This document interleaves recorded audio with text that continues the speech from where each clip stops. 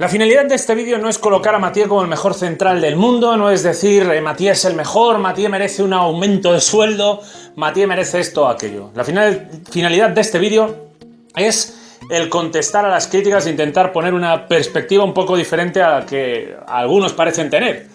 Y es que Mathieu vino al Barça para ser un buen defensa, un defensa complementario de Piqué y Mascherano, los titulares en la defensa, en los puestos de defensa central.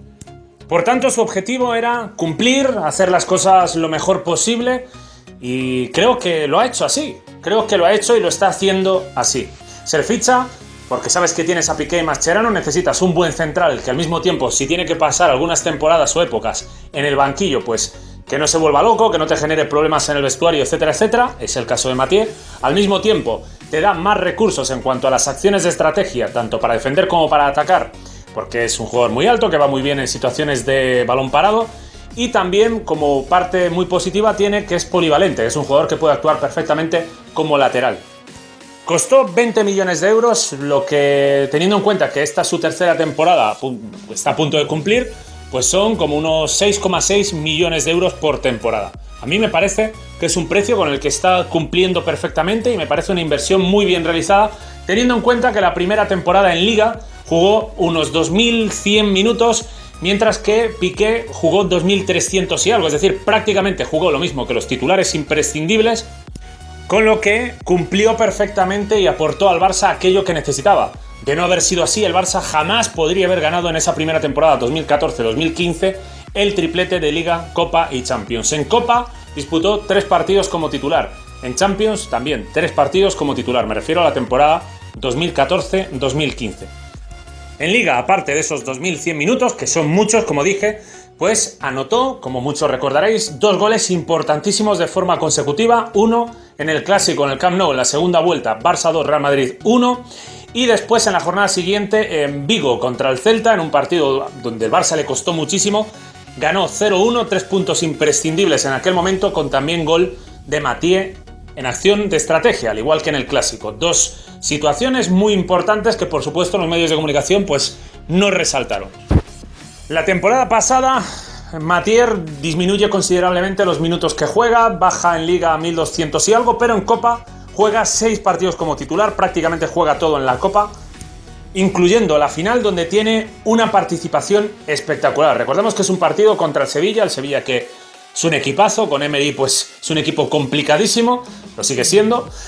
Y en aquella final el Barça, recordemos que se quedó con 10 prácticamente todo el partido, y Mathieu, Piqué, pues hicieron un partido excepcional. Especialmente ellos dos hicieron un partido, una final brutal, que fue la que permitió al Barça llegar a la prórroga, donde Jordi Alba dio el gol de la victoria al Barça. Se ganó la Liga, se ganó la Copa, y en Champions no se pudo ganar. Contra el Atlético de Madrid fue la eliminación, una eliminación donde Mathieu no tuvo nada que ver, no jugó ni un minuto. Esta temporada está más o menos repitiendo los mismos números, está jugando pues menos que su primera temporada, y lo mismo que la temporada pasada. De nuevo tiene pues problemas físicos, y ahora por necesidad de rotaciones, por la ausencia de Busquets, Luis Enrique tuvo que tirar de él, y contra la Juventus no jugó un mal partido, en absoluto. De hecho, estuvo mejor que jugadores como Mascherano y como Iniesta. Es así. Esto de culparle en la jugada del primer gol. En el primer gol, Cuadrado recibe en una situación ultra favorable, con tiempo y espacio para encarar a Mathieu. Estamos con un esquema 3-4-3, en una situación de repliegue, donde Mathieu está solo en 1 contra 1, y cuando dejas a un defensa solo en 1 contra 1 tiene las de perder, y más ante un jugador rápido en arrancada, rápido en carrera, con una muy buena calidad técnica, como es el caso de Cuadrado. Llegó Neymar y llegó Iniesta. ¿Por qué llegaron? Porque Mathieu basculó, retrocedió, achicó espacios, aguantó a Cuadrado, ese encare lo aguantó, y permitió que hubiera tiempo para que Neymar e Iniesta llegaran. Pero la ayuda de Neymar e Iniesta fue muy blandita. O sea, fue muy blanda. Dybala solo en el área, debería haber estado Piqué mucho más agresivo y mucho más encima, al igual que Iniesta, recibe y marca a placer. Eso no es culpa de Mathieu.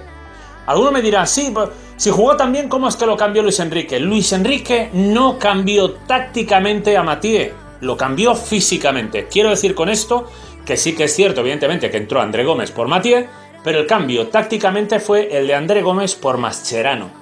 ¿Por qué? Porque la posición que él decidió cambiar, porque es que desde luego lo que hace en el 2-0 Mascherano es increíble, la falta de concentración, entre otras cosas, que no todo se resume en ese gol, pero es que lo de ese gol es increíble. Lo que decide es cambiar y meter a André Gómez en esa posición. Y Mascherano sigue jugando, a diferencia de Mathieu, porque es, junto a Piqué y junto a Umtiti, los 3 primeros centrales del equipo. O sea, si evidentemente vas a apostar por André Gómez en el pivote, como fue el caso en la segunda parte, Mathieu no hubiera jugado. Pero Luis Enrique decidió que Mascherano era mejor opción porque a André Gómez le vienen machacando toda la temporada, entonces tuvo que meter a Mathieu. Pero no sustituye a Mathieu porque haya jugado mal, sustituye a Mathieu simple y llanamente porque quiso meter a André Gómez para quitar a Mascherano de esa posición y dejó luego pues a Mascherano, Piqué y Umtiti, nada más.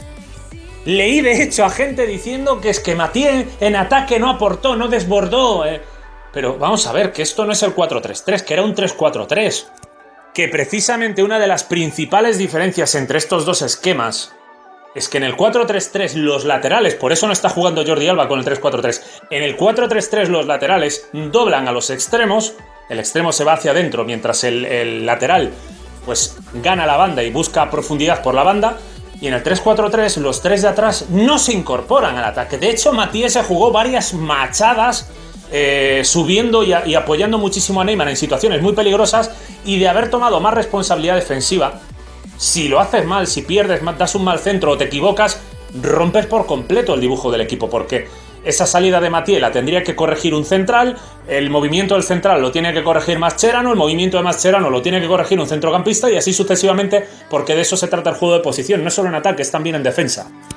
Y no es ese el rol táctico para un defensa dentro del 3-4-3, por eso de hecho se escoge entre centrales. Si fuera entre laterales sería Sergi Roberto Piqué y Jordi Alba, pero se busca a 3 centrales, Umtiti, Mascherano y Piqué. Umtiti, Piqué y Mathieu, por eso juegan ellos 3. Porque el rol principal de ese tipo de jugadores defensivo es el de salir al quite, el de anticiparte, salir a la presión y cerrar la presión. Cuando tú haces presión alta, vas prácticamente a la altura del centro del campo, rápido encima de la marca de los delanteros rivales y sales al quite. Es prácticamente lo único que tienes que hacer. ¿Que repliegas, que el equipo bascula totalmente? Pues son jugadores que trabajan defensivamente en la zona del área, no en los costados. Los costados suelen ocupar los jugadores como Neymar. O bueno, en este caso lo cierto es que tal como funciona este 3-4-3, sí que ocuparía Mathieu ese lateral porque repliega en 4-4-2, con Mathieu ocupándose de la zona izquierda. Pero, ya digo, es una cuestión de que también depende evidentemente cómo bascules, cómo repliegues, cómo llegues a cerrarte, y si no lo haces bien, si el posicionamiento no es bueno, ¿qué quieres? Que Mathieu solucione todo, pero esto, hombre, o sea, es que no es justo. Y menos justo es decir que, pues sí, fue todo por Mathieu. Fue Mathieu, es que claro, con Mathieu... Pero ¿cómo que Mathieu, hombre? ¿Cómo que Mathieu? Explícame una cosa. ¿Contra el Paris Saint-Germain también fue culpa de Mathieu? No, yo creo que no. Principalmente porque no jugó ni un segundo. En Anoeta, contra la Real Sociedad, el peor partido de la temporada para mí. Sin duda, el peor. Real Sociedad 1, Barça 1. Y vaya milagro que terminara eso así. Bueno, porque el árbitro echó una mano en aquel partido. Si no, bueno, echó una mano, fue suerte arbitral. Aquí nos confundimos todos. La cuestión es que 1-1, con una imagen patética. Mathieu no jugó ni un segundo tampoco. Manchester City 3, Barça 1. Segunda parte, humillación, baño. Equipo totalmente desestructurado, sin equilibrio. Una chapuza. Mathieu, ¿sabéis cuánto jugó? 0. Y así puedo seguir hasta mañana. Cuando se le echa la culpa a un jugador, en plan, ¡ay, es que fue la culpa de Mathieu! Si fuera culpa de Mathieu, también lo sería contra el Manchester City, lo sería contra la Real Sociedad, lo sería contra aquel. Y la realidad es que el Barça viene jugando colectivamente muy mal, con o sin Mathieu, con o sin Gómez. Porque Gómez, al que le echamos la culpa contra el Paris Saint-Germain, no jugó contra la Juventus en el peor momento del Barça en el partido. No es culpa de Gómez tampoco. ¿De quién es culpa entonces? El próximo vídeo, en el siguiente a este, voy a decir abiertamente para mí de quién es culpa. Evidentemente, de lo que yo denomino los pesos pesados del equipo. Lo desarrollo allí porque si no aquí pues se va a, yo qué sé, 30 minutos. No sé cuánto tardaré en hacerlo. Ahora bien, en esencia, lo que quiero dejar claro es que Mathieu es un jugador que costó 20 millones de euros, que vino aquí para ser un sustituto pues de garantías, y para mí lo ha hecho muy bien 3 años. Lo único que se le puede recriminar es que si es cierto esos malos hábitos que tiene fuera de los terrenos de juego, evidentemente, puede ser recriminable porque ha tenido muchas lesiones y evidentemente puede tener que ver de forma directa con esos malos hábitos. Y claro, dejar el equipo sin un jugador importante en partidos importantes, pues como que no... Vamos, es algo recriminable. Pero sin embargo, en la primera temporada estuvo muy bien, en la segunda temporada, cuando tuvo que estar final de Copa, por ejemplo, etcétera, también estuvo bien. Este año jugó en el 0-4 contra el Eibar, en el 0-6 contra el Alavés, en el 1-4 contra el Granada, en el 0-5 contra el Sporting, salidas bastante complicadas contra esos equipos contra los que estamos perdiendo, como por ejemplo en Málaga, donde sí que por cierto estaba él, y sí, por supuesto, cometió un error de bulto lanzando el fuera de juego, pero amigos, también cometió un error de bulto Neymar, con 2 amarillas muy evitables que para mí condicionaron mucho más el partido, teniendo en cuenta que has dejado con 10 al equipo sobre 30 minutos. En la parte más importante del partido, donde el Málaga iba a empezar a resentirse físicamente y con un 1-0, o sea, yo es que me parece de un nivel de injusticia, o sea, hace un error Mathieu y a criminalizar, lo hacen los demás y no pasa nada.